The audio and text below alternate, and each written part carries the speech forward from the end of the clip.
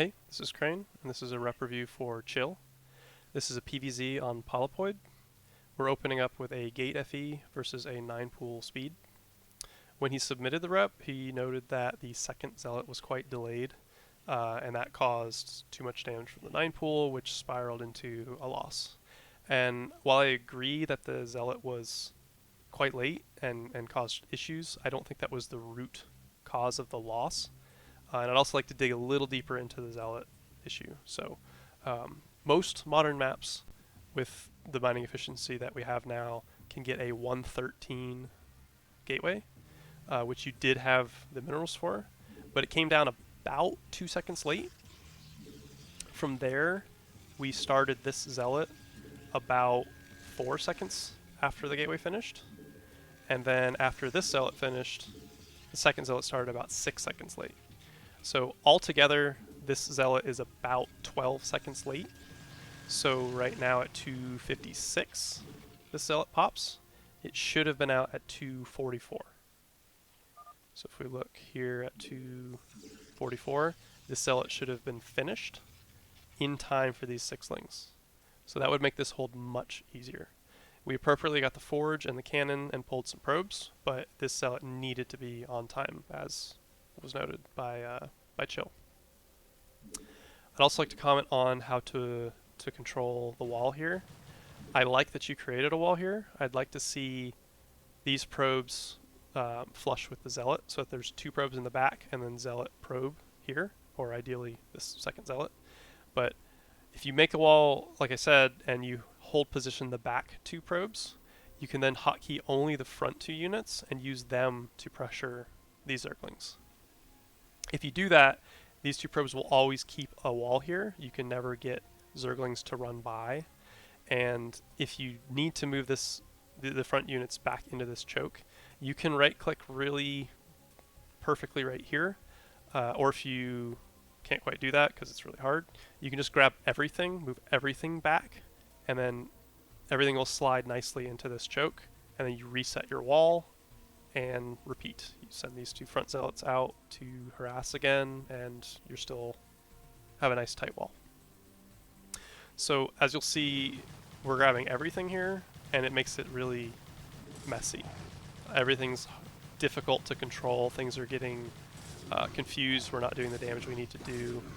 In theory, if these lings were really aggressive, after they kill this Zealot, they could snipe these 2 probes, snipe the Zealot, and basically win the game. So I think our opponent was a little bit docile with the Zerglings, and that allowed us to just barely hold. So we did hold, but it was partially because of our opponent's error, and partially because of decent micro once the gateway fell. From here, I'd like to comment, this cannon is not necessary. We don't know that because we can't see if Zerglings are coming, but that's what this scouting probe is for. In reality, this should have seen if more lings are coming or not, and we could have made the decision to make or not make this cannon immediately.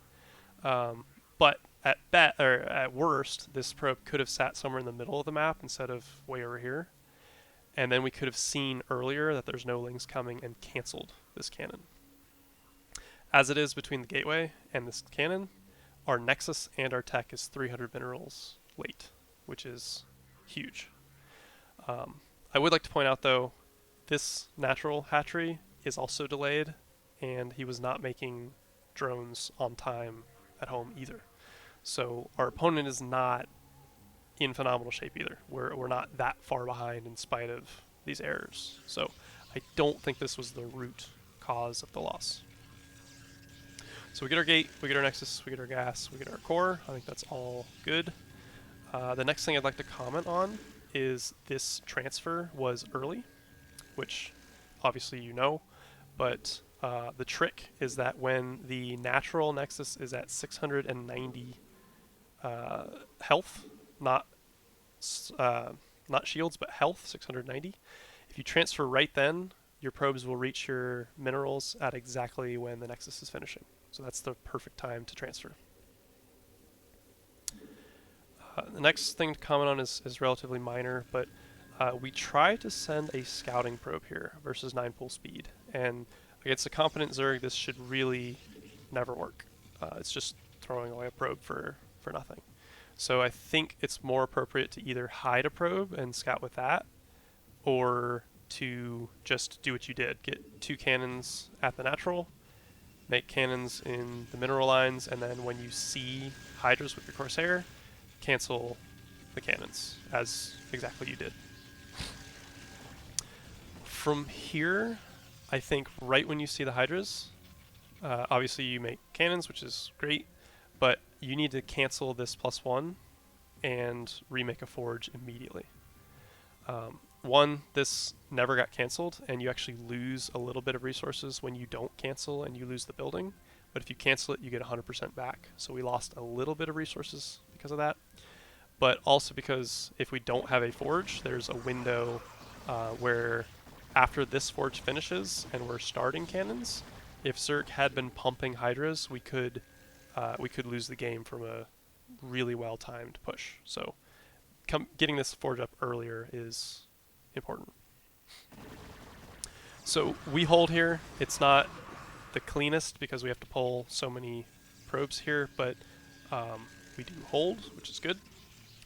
We're following up with speedlots, which I think is totally appropriate because we never started mining from the second gas.